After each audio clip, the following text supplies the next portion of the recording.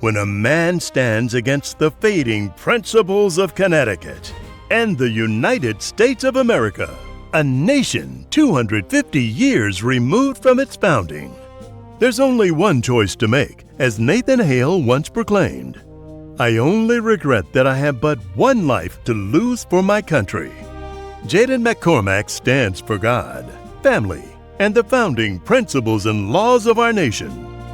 Welcome to America's 250th Anniversary Podcast.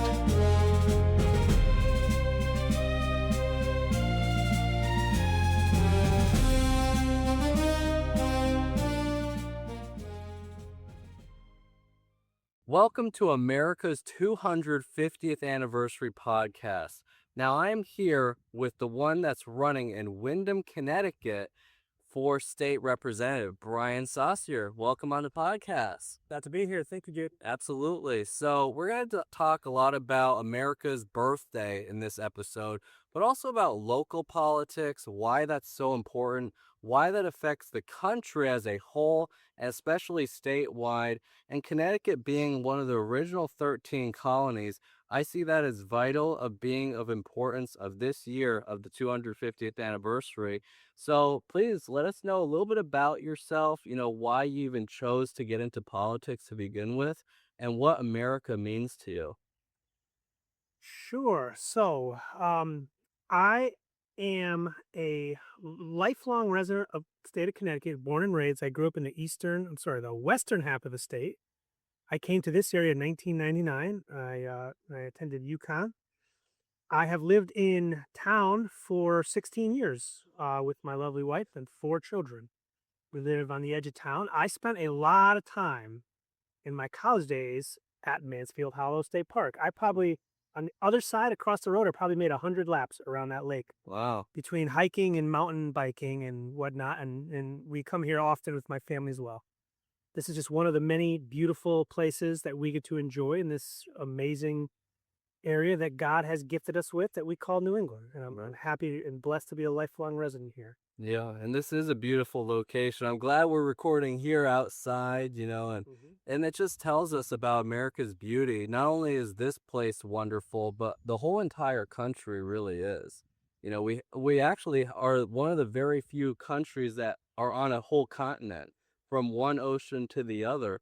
Now Connecticut, we're on the ocean as well, and then we have beautiful lakes and just great countrysides. But yeah, that's really good as far as you understanding this local general area, if even you living somewhere else when you first were growing up.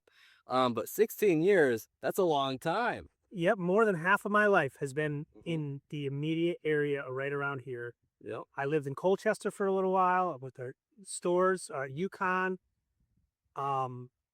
So this is my home, and I've been lucky enough to travel all over the country. This always feels like home. The geography, the people, the language, everything. This is home, and that's really big reason why I decided to finally take this step directly into the political realm. I was involved with the local RTC, the Republican Town Committee, many years ago. I served on the Board of Assessment Appeals in Windham for about 5 years. So this is not my first foray into it, but this is definitely my biggest. And recognizing the value of my home in the broad sense. This is something that's worth fighting for, and it needs a fight.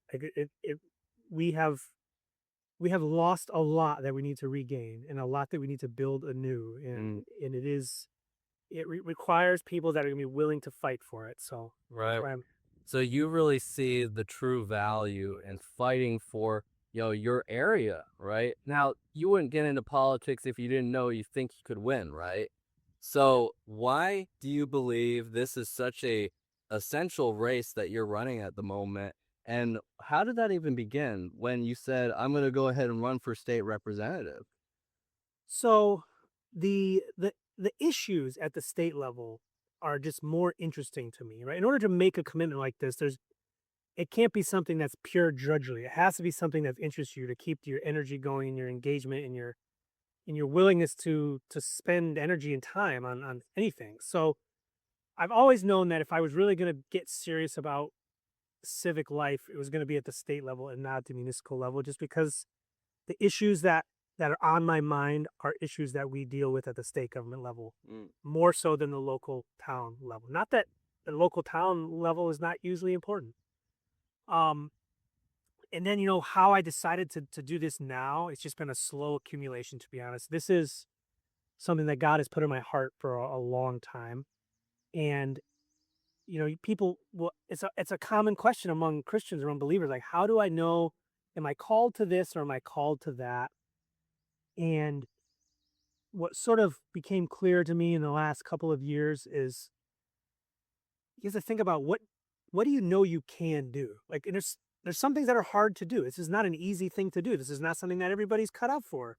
Some people don't want to face the scrutiny, the challenges, the pushback, the negativity, the positivity, the range of mixed emotions, the amount of knowledge that you have to be able to handle.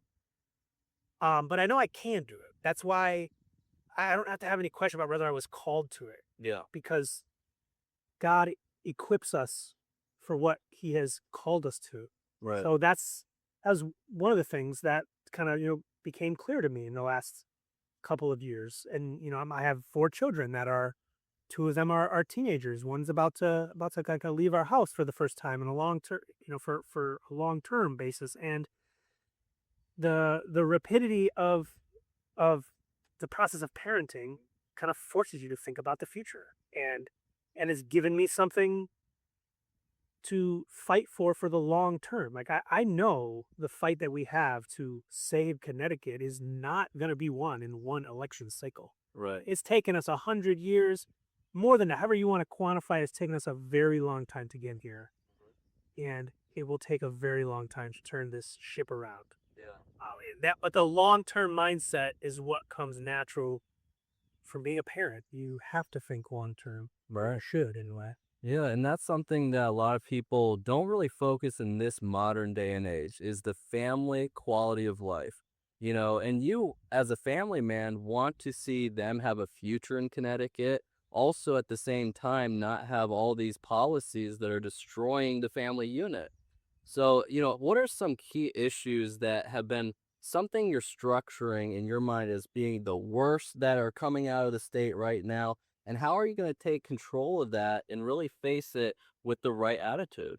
Well, I think you teed it up for me, Jadon, is, there's the standard set of like conservative issues about fiscal responsibility and limited government and, whatever the case may be, law and order and all these things. And those are all important, real issues, but they're like secondary issues.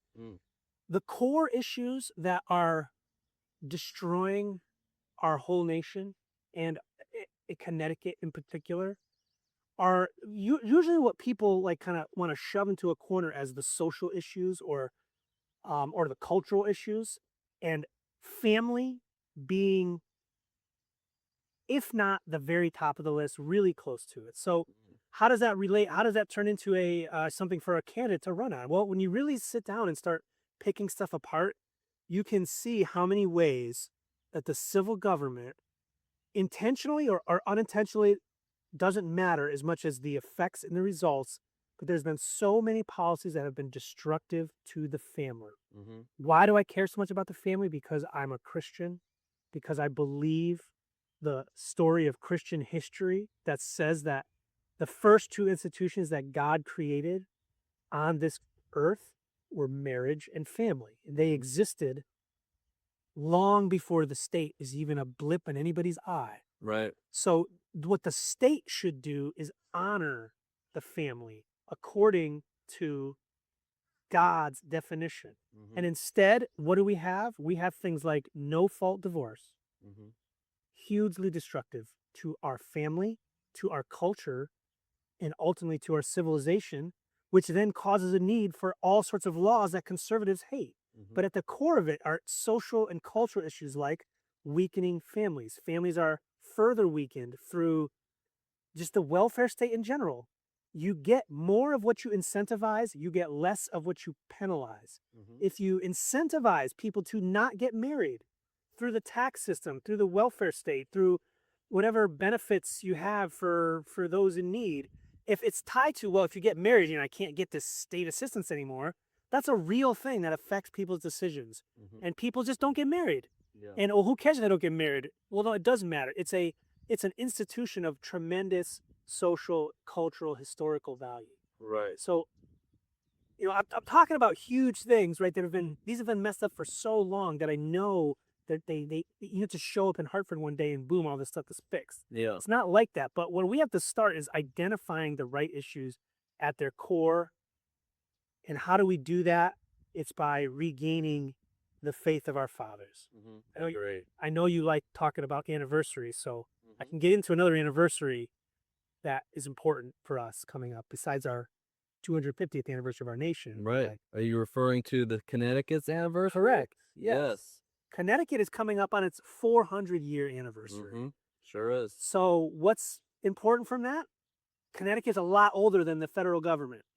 It just is. And that's important from having a whole understanding of how our constitutional framework was supposed to be. It was never supposed to be the federal government dominating the states.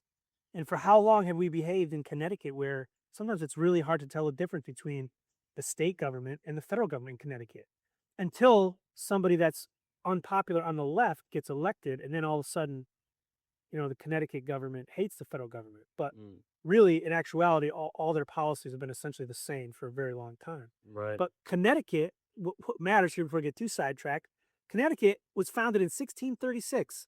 That's 390 years ago. And I did the math, if I can remember it, 329 of those years, from 1636 to 1965, Connecticut was a explicitly Christian society. Yeah. And I'm referring to our state constitution. We've had 3 state constitutions. 1639, I think it was actually written down. That was the founding documents. They have different names. It's escaping me. We had a second constitution in 1818, and our third constitution in 1965. And if you look at Article 7, I think it is, between the 1818 and 1965 constitutions, you'll notice some subtle but very important differences in Article 7 about religion. The word Christianity is stripped from it. The 1636 Constitution had Jesus written all over it. It's true. As it should. It's true. Because that's what's interesting. Of course, as you mentioned, as a society right now, they took away, the divorce factor where they say you can get divorced for no reason. That's a big one. Then, of course, when you look on the state level of Connecticut, it used to be inherently, as you mentioned, Christian based. We didn't have a, liberalized type of society throughout New England or even Connecticut. It was all solely Christian. And that comes from the Puritan lineage, when it was founded. And, we like that stuff because it was based off the Bible. Now, of course, it's going to be, as you mentioned, you're not going to show up in Hartford one day and change it overnight. But what do you see as a first type of motion to get something done to move in that direction?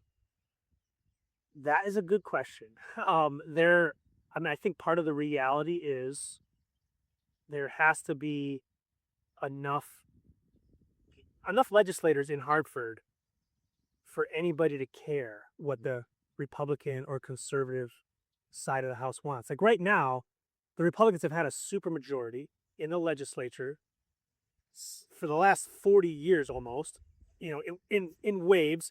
In 2016, when Trump got elected the first time, the Senate was 50-50. But that was only just one cycle. The next 2 years, the Republicans lost a bunch of seats again. I'll say because they never really give voters much reason to vote for them. Like there's a lot of conservatives and Republicans in Connecticut that really the effect of their whole platform is they want the same thing the other side wants. They just want it a little bit slower. So it's like it's liberalism but driving the speed limit, right? To steal a phrase from some other political pundit out there.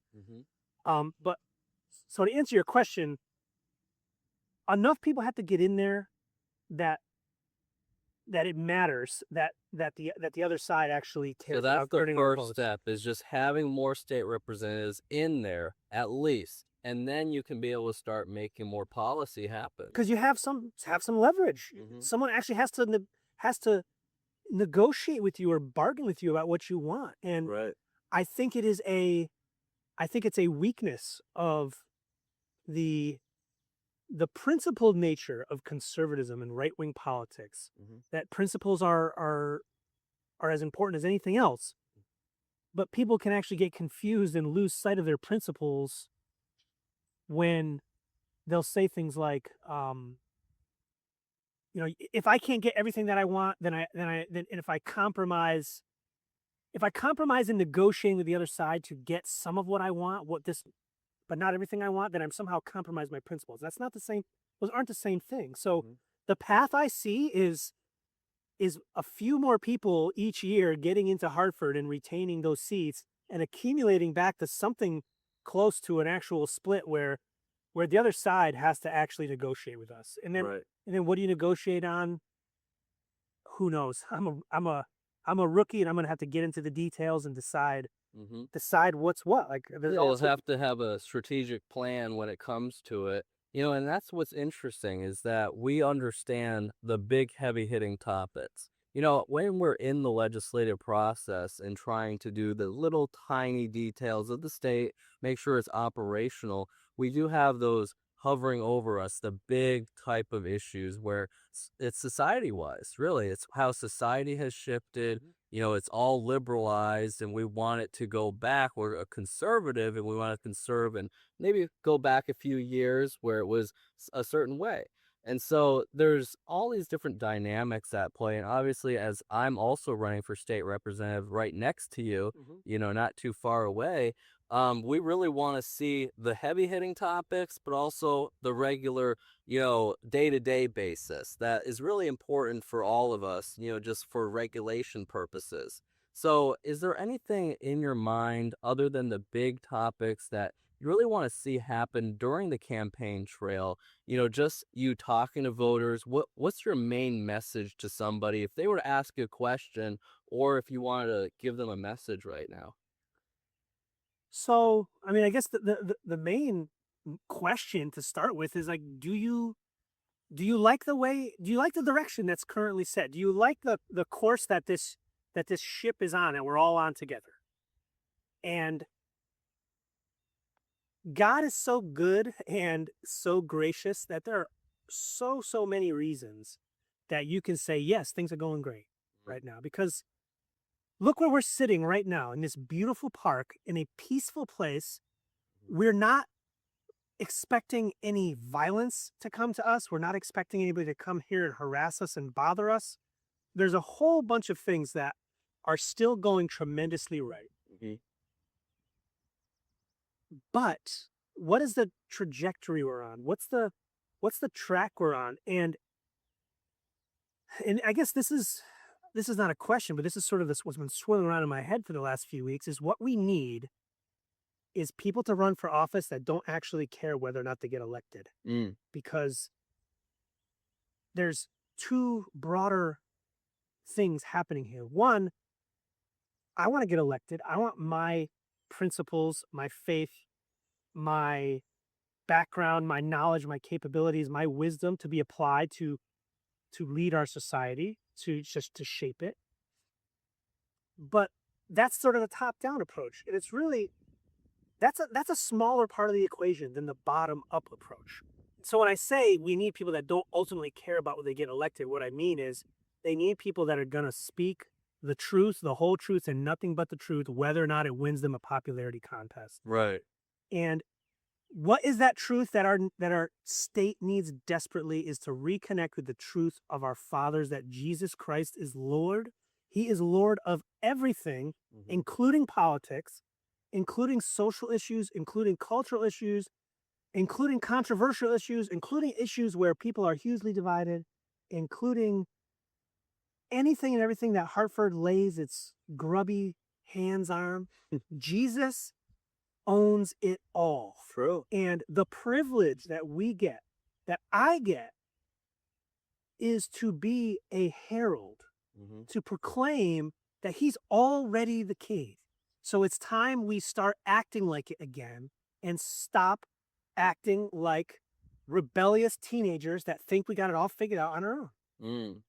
You know, that's a unique perspective. It's of course one of my perspectives being a Christian, as we understand that Jesus Christ already reigns. He's the king, he's the one that makes all the decisions happen. But we as a society have that decision to make. Are we going to be somebody on the bad path, or are we going to make it more righteous? Something that it is more family oriented and has a proper structure with it.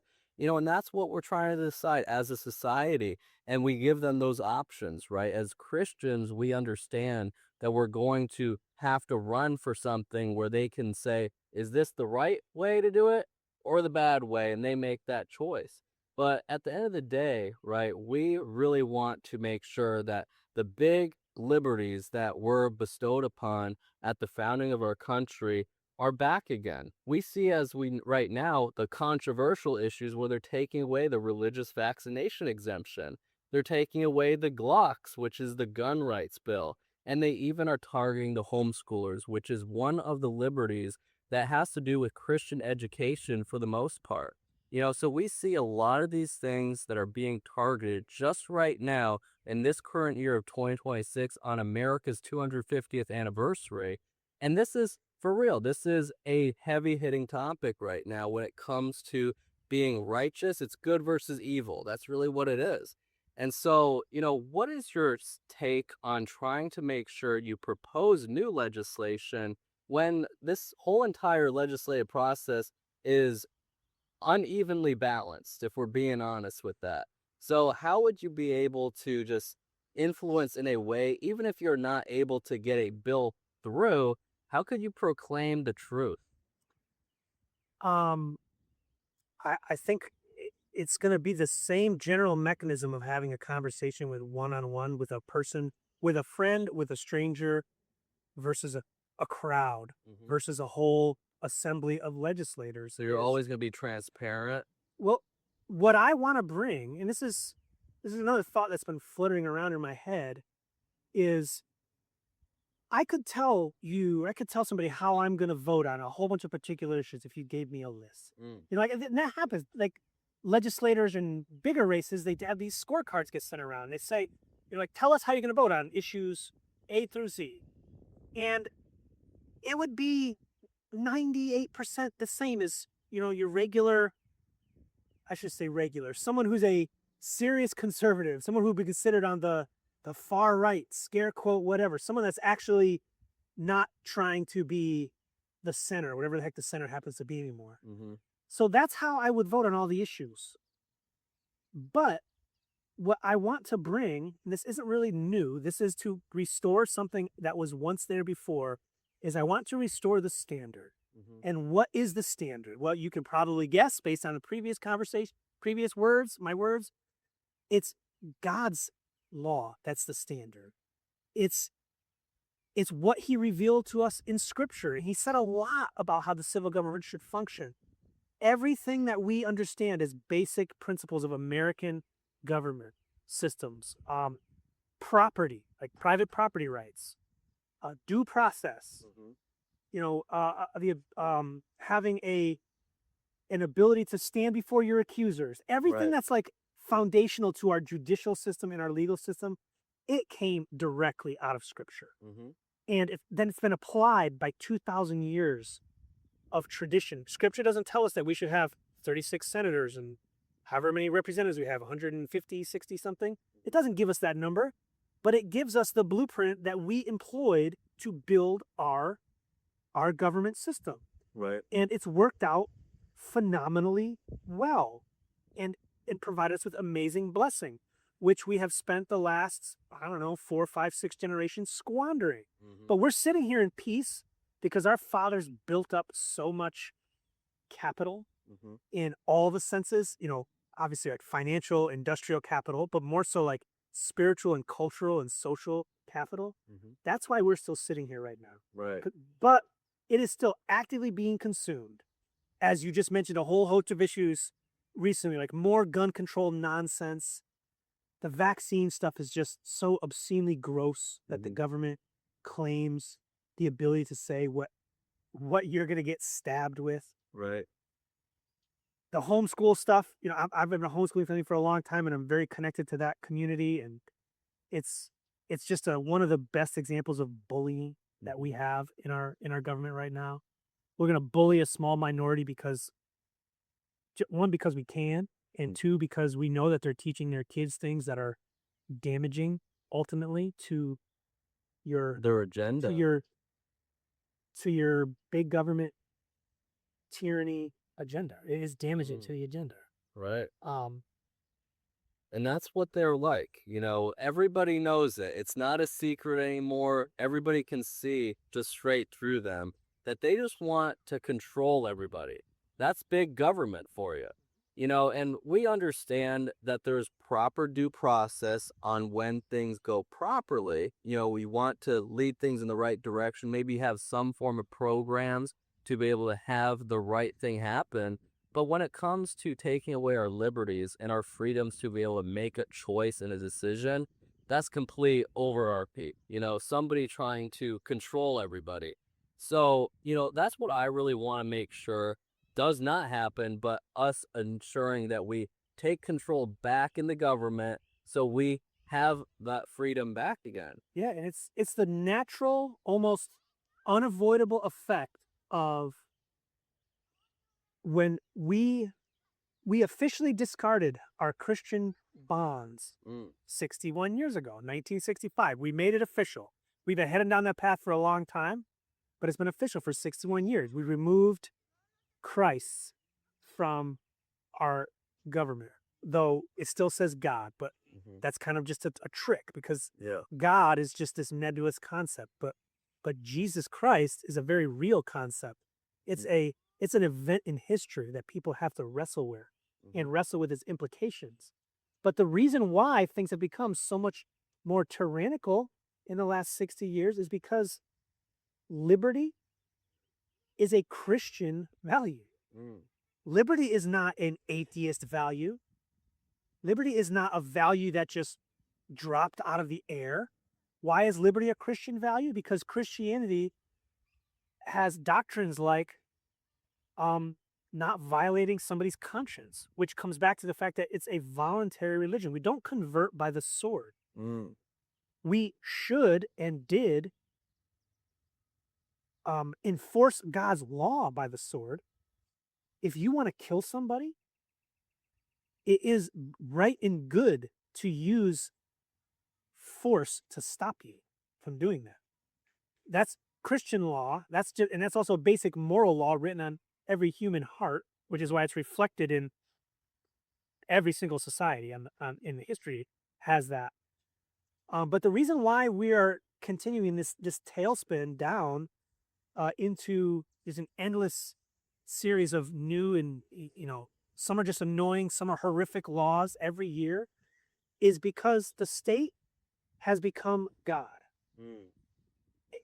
And once the state becomes God, then of course the state gets to do whatever it wants. Because what's above the state? Yeah.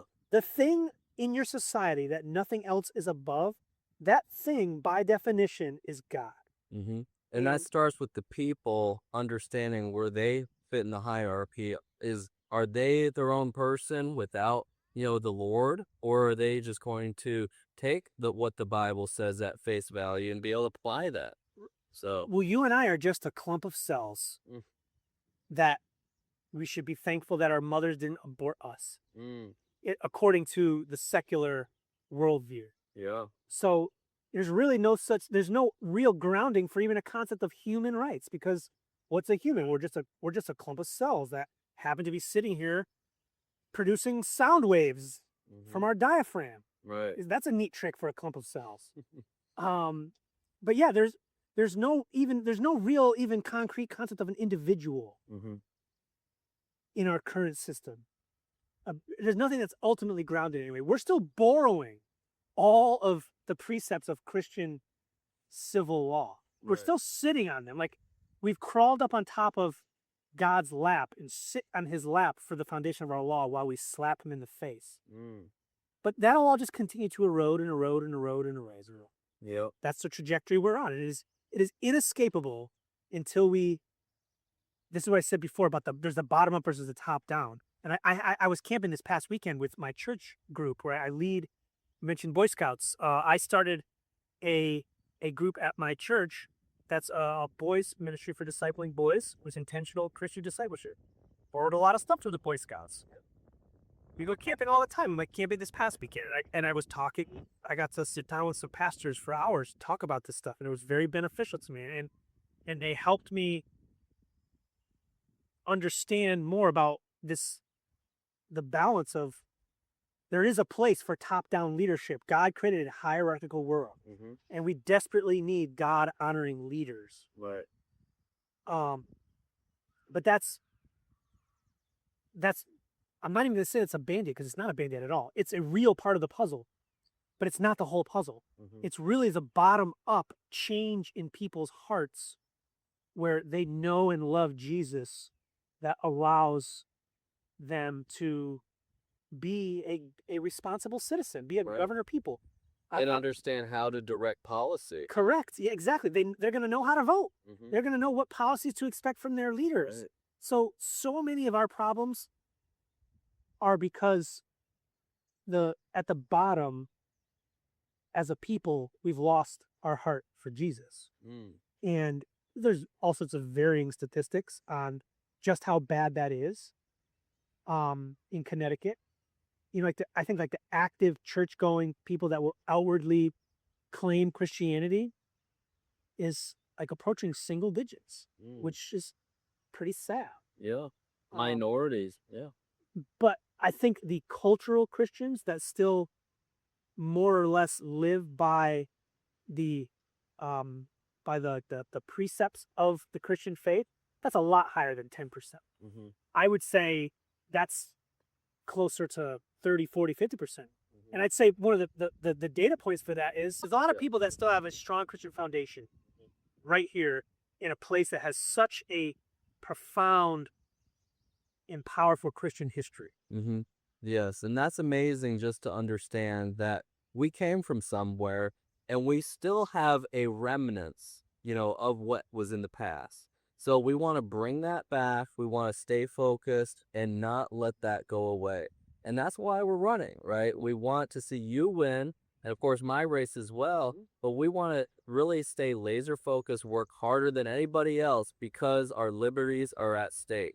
And for the 250th anniversary, that's huge. Just to say that our history, even though it was short, because 250 years is comparable to just like a brand new country compared to all the ones around the nation, around the world, I mean. And so we are going to be that nation, that is fighting back for the right liberties of Christian values, as you were mentioning. And I want to see that return in the state of Connecticut this year, so. Yep. You mentioned at the beginning, you asked me, and I forgot the question, like, what does it mean to be an American?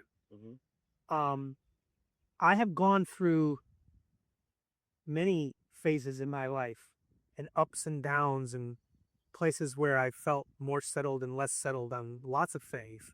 And I lived many years as an adult. Like I've lived functionally as an atheist for a long time to my loss and to my shame.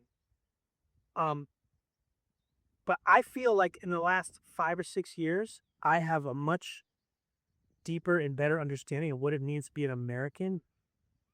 One, because I've understood a lot more of our Christian history, but a recent event that made me proud to be an American more than anything else that I experienced as an adult was, despite how discouraging and insane a lot of the COVID stuff was, how it played out, if you compared us to the rest of the world, Americans stood out by a huge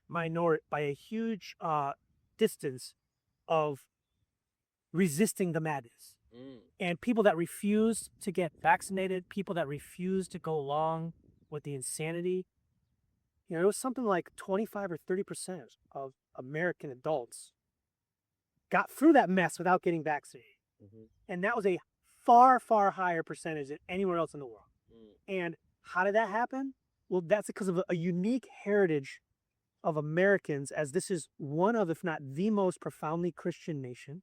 That's not to say that this is some special nation that's God's chosen, because look at the mess we're in now because we walked away from God. Right. And God's wrath and judgment is justly upon us right now. But little things like how much more we resisted the COVID madness made me proud to be an American again and realize that that spirit of Christianity, excuse me, those in that doctrine of Christianity is that the state is not God. There is something above the state. No matter what they say, Right. no matter how many lawyers in black robe costumes gather behind a bench and give their solemn judgments, they're not God. Mm-hmm. Nobody in Hartford is God. No collection of people in Hartford is God. None of what they produce has the authority of God. And the same goes for everything in Washington, D.C. Right. And Americans intuitively hold on to that stronger than anybody else in the world. Like our heritage flows from Europe. Mm-hmm. And look how much further along they are. They're a warning sign to us. If we just sit on our butts for another generation, True. that's where we'll be in 20 or 30 years. Yeah. But and that's a warning and we're blessed to see that warning and blessed to have that glimpse into the future and do something about it. Right. And that's something, just to mention just take one thing that you just said right now is there's a warning around the world that we're having to pay attention to, because America, we have our Constitution, and a lot of countries based off their Constitution off of ours, but we really have the freedom of our own liberty right now, where we can make that decision of if we're going to take a vaccine or not. Or are Maybe. Yeah. Do we still have that in Connecticut? We're trying to make sure, right? But we really need to make a big factor that we can't have a, authoritative, legislation on every type of person, no matter what it takes. So, but we see right now all these other countries being the ultra liberal, people that want to control their folks. And that's horrible. We really don't want that in America, and that's what we're fighting against. We're trying to make sure that the ones that are getting in those positions, they aren't going to make those judgments and those laws. Mm-hmm. But as you said, there was a group of individuals that did not see the state as being their all-type authority, their ultimate authority. But, how long will that last, right? How long will society say, this is it? Or will they go ahead and just accept it all and be ruled by this ultra, evil class of people? That's really what they are. Yeah. So, but in America, we're trying to make this happen where we're staying with our liberties, no matter what takes place, even if there's a law that restricts us from our religious freedom. I don't think they're going to go that far, but they just might. Not immediately. Yeah. They don't need to. Mm-hmm. This is one of the other themes that I want to be a part of my campaign. A very important theme for me. The reason why, as much as Christianity is dangerous to tyrants, the reason why Hartford is not too concerned about Christians is because Christians have silenced themselves. Mm. Christians have, before any of this mess could have ever happened, we were a 100% Christian nation in the past. We could only get to where we are now by Christians willingly giving up the reins of control, which they did everywhere. All the institutions. Great point. All the colleges, all the universities, all the government, all institutions, all the social institutions. We gave up control of all of them. Gave up control of Boy Scouts. Yeah, it's true. Boy Scouts was thoroughly Christian 100 years ago. Mm-hmm. And what is it now? Yeah. Anything but. So Hartford and the people that make the decisions in Hartford, they don't really care. They're not too concerned about Christians because they know that Christians have given up their authority, their voice, their power in the public square.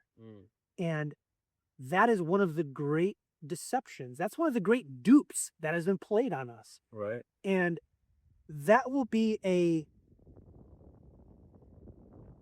that will be, the deciding factor. excuse me, that will be a great honor of mine. I can play a tiny part in this area and where we live in Connecticut of reversing that dupe, reversing that deception. And why is it a deception? Because there's several reasons. The first, as I said, God actually spoke a lot about what the civil government should look like.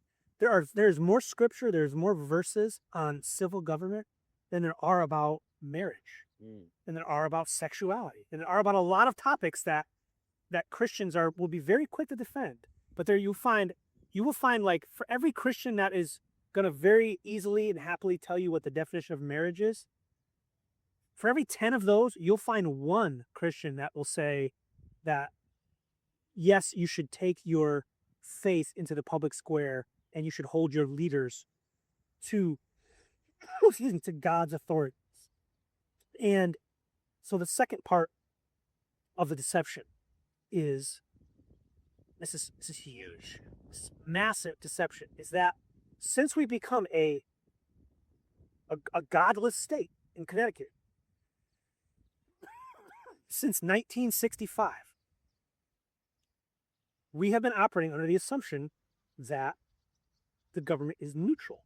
It's a clearinghouse for all ideas, and it's just sitting above all these ideas. They're floating in their magic committee council chambers, and in their perfect neutrality, they're just absorbing all the data and all the information, and they're outputting these wonderful decisions in perfect neutrality above all the other faiths, above all any religious considerations. They floated above it. That's how they act. Yeah. And of course, that's rotten pile of crap. Every single person in Connecticut legislature right now is just as religious as you and I. They are just as faith-based as you and I.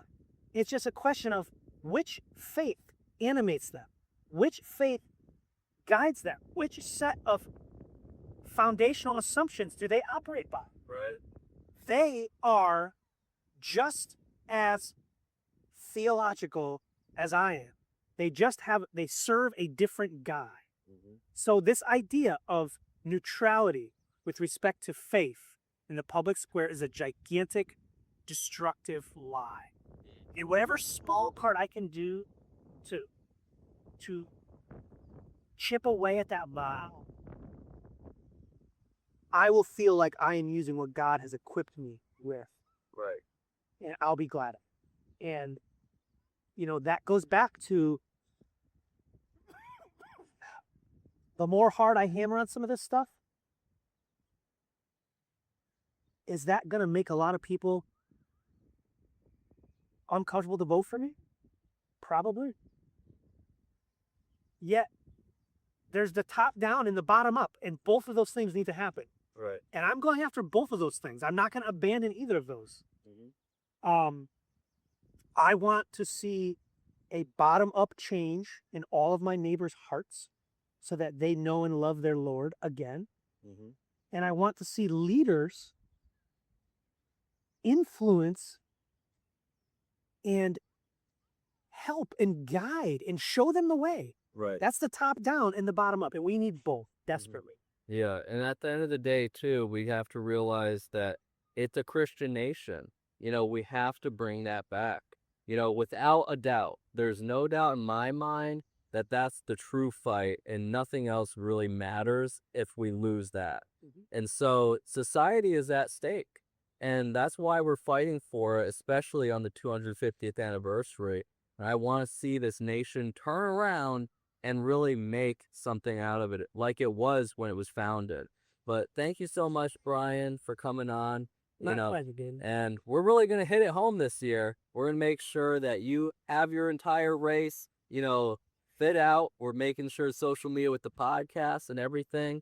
But do you have any, closing remarks? Yeah, just thank you for your participation in all this, Jadon, and for your willingness to point me in the right direction, to plug me into some people and some resources, and for stepping up to the plate at your young age. That is one of the things that encourages me. we talked about a lot of doom and gloom, right? But I'd had this vision in my head of a long time that it is God's mercy that we are tethered to his design, to his law, to the concrete nature of this universe. We're tied to it. And we've been running in a straight line. We've been running away from him with a giant bungee cord tied around our waist. And there's this like carnival game where you can actually strap a bungee cord around your waist and run in a straight line as far as you can, as hard as you can. And then what happens? Like the elastic force in that bungee cord, you pull, and then bam, you're pulled back. Yep. And the reason why we're seeing people in their teens, in their 20s, searching for God again, stepping up to be leaders in their towns, in their communities again, is because we are tethered to God's design, and he loves us enough to not let us do whatever the heck we want to do. Right. So I'm encouraged to see the next generation already responding to that call, seeking the Lord again, and we're gonna and get the future. to work. The future is bright. Exactly. But Amen. thank you again. Thank you, Jade. Yes.